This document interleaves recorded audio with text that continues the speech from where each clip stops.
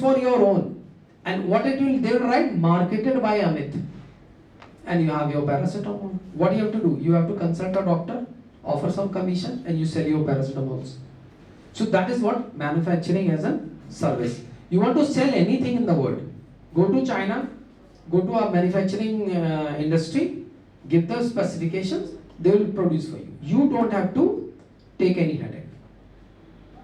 Okay, you are not, you want to, they don't have the technology, you go to Japan, Germany, US, Europe, ask them to give the technology, give it to the company, and the company will make products, you just sell the product. Okay, so this is known as manufacturing as a services. So factories offer the services. Okay, factories offer the services. So via cloud platforms, means you have an internet, okay, the website is there, you open their order form, place the order, and it will be shipped on your desired location at desired time. User access that cloud as a service. Okay, user accesses the manufacturing as a service. So nowadays, if you want to actually sell something, so you don't have to actually manufacture it. All you have to know is to understand the market gap. What is the gap that this product will sell or not, and accordingly you can sell. For example, you can make your own pencils. You give order to these small factories. They may manufacture pencils, crayons, glue stick for you. You can sell them to schools, stationery shop at reasonable prices. You don't have to actually put in factory to actually make those things. So this is the concept. So there are two pillars, factories and service and users. So how it is happening? Because we have added modules. Easily add multiple interchangeable modules or blocks. So suppose company is producing a pen, somebody is writing Rotomac on that. Another company comes, it says now manufacture the same with a different cap with different color. So they replace the module in their assembly line. Okay, now this module will produce hexagonal cap. Okay, so they have to do very little change. Earlier, you have to go to the industries who are actually manufacturing the dies. Now you have to bring that die, test it, then you install that on that machine, and then you will have hexagonal, caps. Nowadays, things are changing. Nowadays, we have 3D printers. You want to do something, you want to manufacture, you want to test something, you can print it as a first prototype on your 3D printers. Okay, give that program, the source code to the company will manufacture to you, for the same. And one of the finest example is Agnikul. How many of you know Agnikul? You know about Agnikul, India's first private rocket startup. Okay, just like SpaceX by Tesla. Okay, Mark Zuckerberg, that fellow is Elon Musk, yes. Okay, so that is what the thing is there. I was delivering an lecture on machine learning in IIT Delhi, and on the first row, I don't know, there was some fellow who was sitting like some Baba type fellow with lots of big beard, with beads, lots of beads, and he was wearing Hare Rama, Hare Krishna type of attire, and he was sitting calmly. And then after my lecture, he came to me that, sir, I'm very impressed with this, and we exchanged some words. And then I asked him, from where you are coming to attend this lecture? He said, I'm coming from IIT Madras. Madras, you came here for machine learning? He said, yes. Then he had given me one, IIT Madras Chitra Katha. They would give it to, just to intimate that how the IIT Madras was started. Then I asked, what do you do? So that he said, I'm India's first civil engineer who had started making 3D printers for making houses at a very low cost.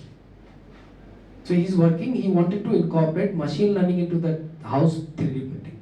So 3D printing is the next era of thing. Okay, you can buy a t-shirt from Trichy. Okay, you can put your national PG college logo over here, give it to the students. Now you do not have to worry. The 3D printing machine for making the t-shirt itself at your college can be installed. Okay, so that is the era that will be revolutionizing the things, and it is coming very fast. You will have this. So we have remote modules. Easily remove multiple interchangeable modules or blocks in your assembly line. Rearrange the modules and you can have the next production, a different type of a product. So this is what achieving flexibility with interchangeable modules. Okay, now what is smart factories? Smart factory means interconnected machines and system. Okay, operate smart factories, functions as an advanced manufacturing functionalities through interconnected systems, and we have integrated advanced technologies which utilizes IoT, AI, robotics, data analytics to power the facility. So we have interchangeable modules for making the things, then we have interconnected machines, then we have smart factories. So that means a one small cluster is manufacturing something else, one smart cluster is manufacturing some other part, and third company is doing the assembly.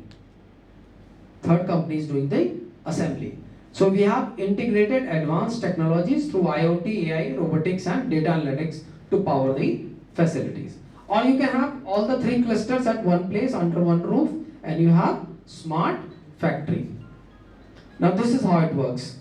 You see, this is a factory doing something. So we have sensors and IoT devices which are actually doing what? Collecting real-time machine data. So whatever slides you have just seen, okay, this is the culmination. Everything is being summarized into these slides. So we have cloud and edge computing. The data is flowing to cloud through data pipeline and processing. Okay, through cloud we have AI and analytics that is doing pattern and anomaly detection. You can do quality inspection. The quality inspection market is very, very big in India, especially in automobiles. Hundreds of parts is being manufactured. Okay, and then you take a sample, test what are the dimensions are, how many threads the screw should have, how many machines have made. Now this was all done by humans. Now we have smart AI systems that is doing the same thing at a very fast speed. Okay, I'll come to that point. So we can detect the patterns and anomaly detection. Then your team can sit down together and take operational decisions. And if you give the feedback, it is a continuous learning, constant improvement. So you have precision, you have self-improving things.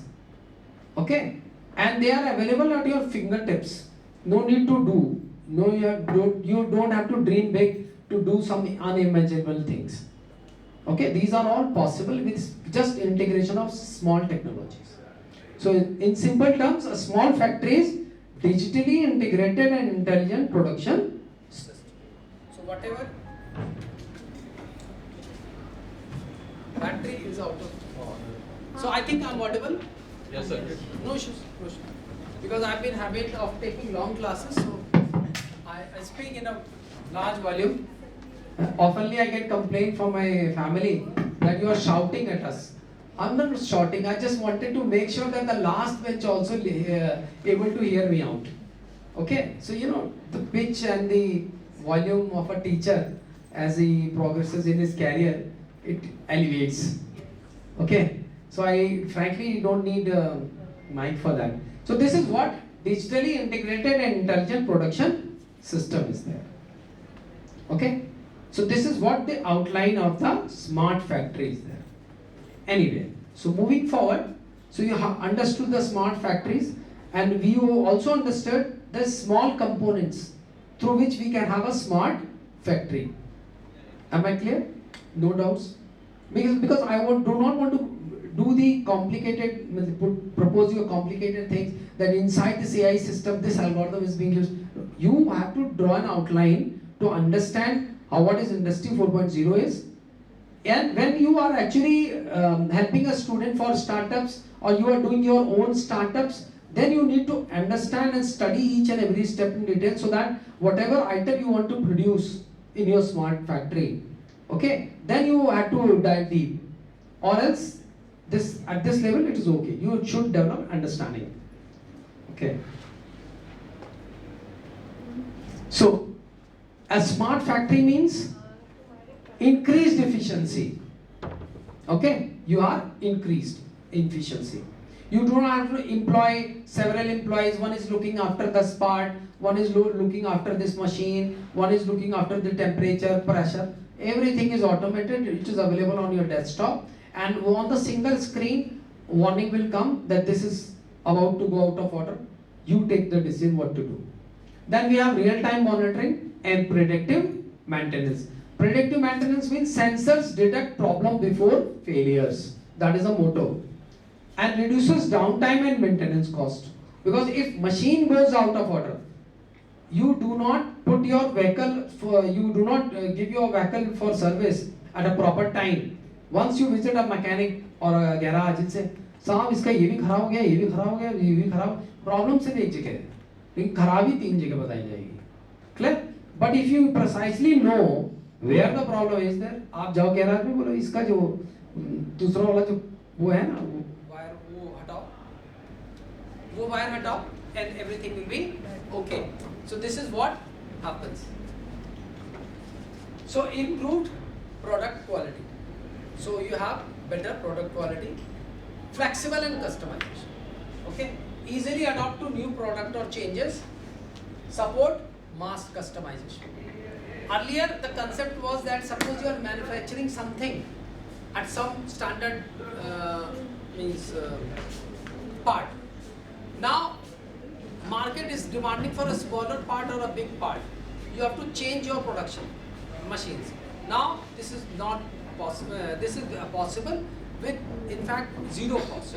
So you can adapt to new demands and product customization.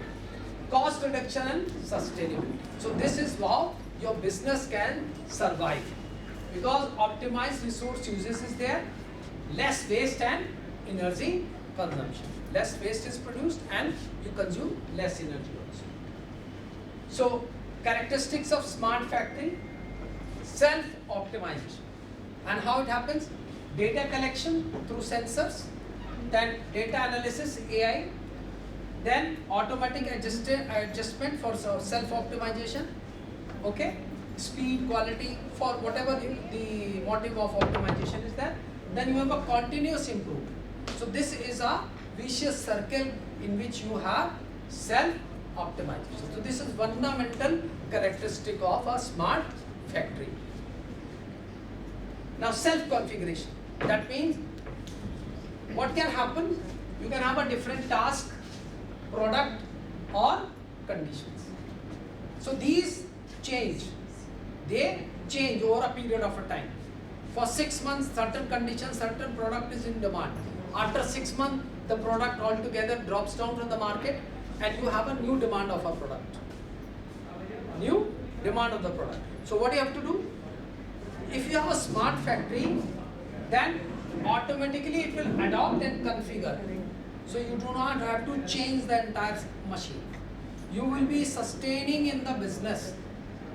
The earlier model was you can make only one precise component or a product, and that is all. If that product is out of demand, you will shut down. You will be incurring losses. Now if you have a smart factory concept, so your losses will be reduced. You have a better chance of surviving in the market. Now smart manufacturing architecture moves around 4 things: sensor, data, analytics and actions. 4 things. Clear? Sensor, data, analytics and actions. So data, sensors collect the data, you do analysis over there, and then you take smart decisions, informed decisions. Decisions are not taken intuitively, they have a scientific base, because you see all the facts and figure, and then you adopt, okay, this is going wrong, so I should change this. Now, role of IoT, this is how a real monitoring software is there. I have also made this one predictive maintenance system. Actually, it is under development in association with Boolean Microsystems Private Limited. So, this dashboard is not belonging to that system, because I have signed an NDA with them. But this is how it is taking.